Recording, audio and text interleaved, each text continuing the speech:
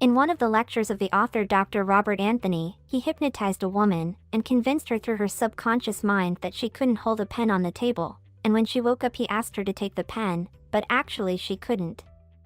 Through this experiment, Robert Anthony wanted to show the audience that the subconscious mind affects the whole body, even the muscles. Despite this woman's desire to take the pen, she couldn't do so. Therefore, in this book, we will learn how to strengthen our confidence in our subconscious mind.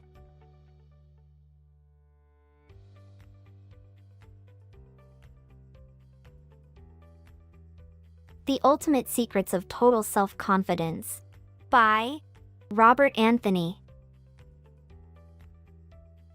The subconscious mind is formed through several beliefs that enter the human mind throughout his life and since his childhood. From this important moment, the human mind can be formed either in the form of a self-confident and balanced person or an unbalanced person, who always feels weak and unable to complete his tasks. One of the famous reasons that cause this trouble is the concept of dependence, which begins with all human beings since birth. As the child is born unable to fully manage his life aspects, that's why, if the child cries, no one will complain, and if he grows up a little and makes a mistake, everyone will forgive him because he is a child, and when he wants something badly, he won't go and get it, but he will scream loudly until everyone around him try to give him what he wants.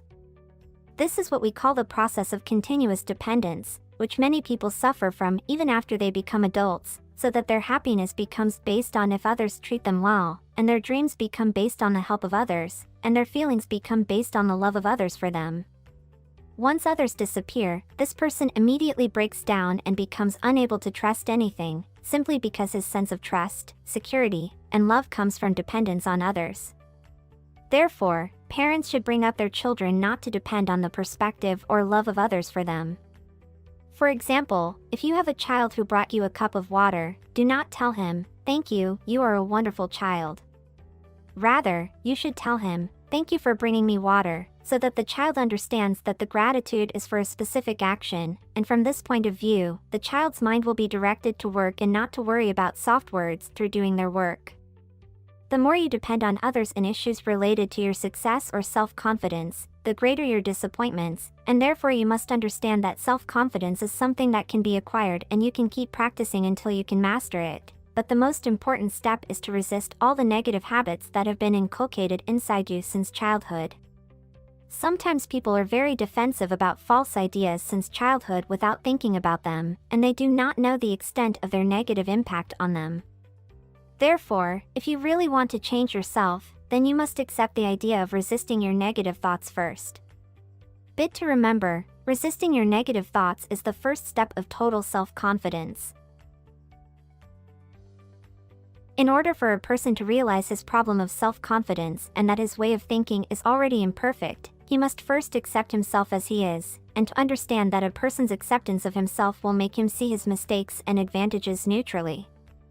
Then, the person begins to give himself a true self-esteem based on his perception of himself, not on the perception of others, and he will understand that a person's self-esteem is not related to talents, abilities, money, or beauty. Rather, it is the self-esteem that results from his uniqueness, his belief in himself, and his certainty that his self-esteem is the best. Therefore, he must be hopeful, and get rid of the reasons that make him see himself in an inferior way. In order to know if you suffer from feelings of inferiority or not, you should notice whether you do these behaviors or not, blaming others, and not accepting that you are the reason for losing anything. Pointing out mistakes of others, which you may sometimes make, but you don't admit them. Continuous need for approval from others. Aggressive need to compete and win, even at the expense of others' safety. Continuous feelings of sadness and self-pity. After you discover the problem, you should find a solution, and the solution is to understand your current level of awareness, which is a set of attitudes, experiences, and ideas that created your way of thinking and evaluating things in a conscious or unconscious way. Awareness also includes desire, intuition, reactions, and everything you feel. From this point of view, you will find that all your actions as a human being result from your way and level of awareness. For example, if you really want to lose weight and you have the will and motivation, but your mental awareness wants to eat and not lose weight, you will never succeed in losing weight, simply because your thoughts that result from your awareness is stronger than your will and desire to lose weight. In order to replace your awareness to a more developed and productive intellectual area, you must treat your awareness as if it is a child. And you must distract this child with a positive habit in order to get rid of his negative habit. This happens by using reason and comparing the losses and gains resulting from each habit. Bit to remember, self-acceptance develops your mental awareness. Self-acceptance and clarifying awareness qualifies your mind. And here comes the strong blow to your mind so you can achieve success and total self-confidence. You just have to learn how to make your mind control the things around you, which is called the law of mental magnetism, where your mind interacts with the real world around you. It attracts positive inputs, so that these inputs reside in your subconscious mind, and then your mind turns into a genie who can achieve things that seemed impossible before. And this works when a certain positive idea controls the mind, and then your subconscious mind pushes you towards this idea with all your strength. To find yourself a quick learner in everything about this idea, in addition to the motivation you feel with every success, and easily harnessing physical energy towards this idea and achieving it, sometimes all this happens without realizing it. Therefore, you should keep the good inputs in your mind so that the development of your mind and your positive and practical achievement of the idea continues.